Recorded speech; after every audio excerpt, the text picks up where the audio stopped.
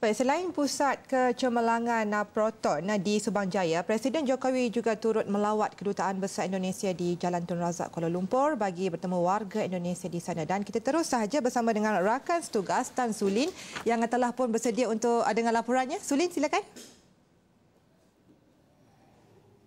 Terima kasih rakan setugas di studio. Saya kini berada di Kedutaan Indonesia di Malaysia di mana baru saja berlangsung majlis silaturahim Presiden Indonesia Joko Widodo bersama dengan rakyat Indonesia di Malaysia.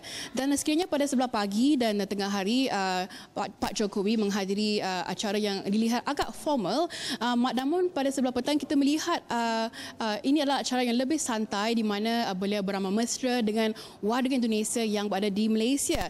Antaranya juga beliau turut mendengarkan apakah permasalahan yang timbul di kalangan warga Indonesia di Malaysia. Antaranya seperti dari golongan pelajar, tenaga pekerja, golongan profesional dan sebagainya.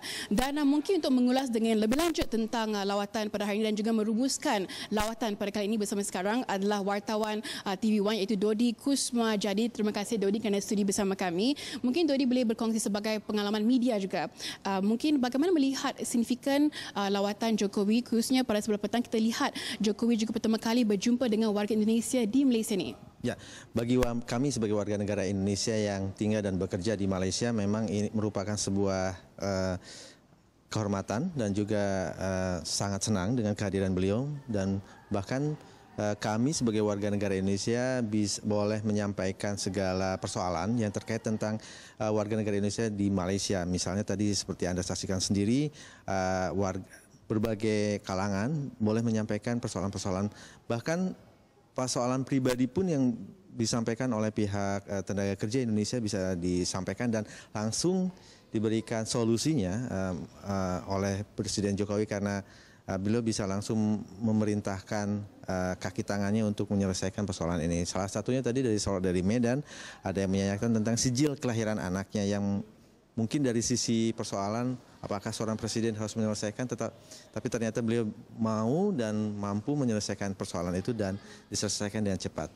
Demikian. Memang seorang pemimpin orang kata berjiwa rakyat lah ya. Jadi mungkin pada pandangan Dodi, dari segi pada lawatan kali ini, Presiden Jokowi juga pernah ditemu ramah oleh Asrul Awani secara eksklusif menyatakan bahawa penting untuk merayakan diplomasi, antaranya hubungan ini bukan menteri dengan menteri, bukan elit dengan elit, tapi rakyat dengan rakyat. Mungkin sebagai pengalaman seorang petugas media, bagaimana kita hendak merayakan diplomasi ini agar boleh menghubungkan rakyat kedua negara? Ya.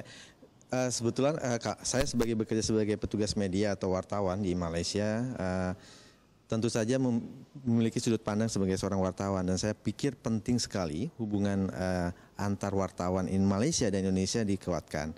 Dan setahu saya memang antara Indonesia dan Malaysia sudah ada namanya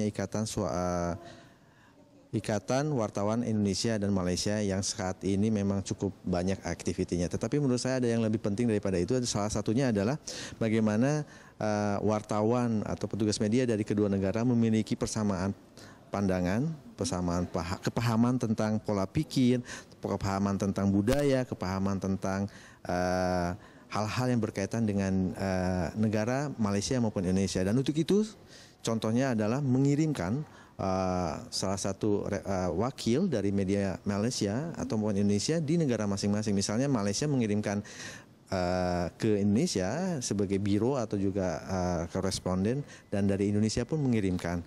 Dan saya sendiri sebagai wakil dari TV1 Indonesia yang ada di Malaysia sejauh ini memang bisa memahami keuntungannya dan bisa memahami pola pikir dan sistem politik dan juga budaya dan budaya orang-orang Malaysia, sehingga apabila terjadi persoalan-persoalan antara hubungan dua negara, biasanya saya bisa memberikan pemahaman kepada TV saya sendiri atau penonton dari Indonesia untuk tentang masalah ini. Hanya perlu ada pertukaran antara kedua negara. Ya. Terima kasih Dodi. Itu tadi Dodi Kusmajadi, iaitu wartawan TV1 yang bertugas di Malaysia.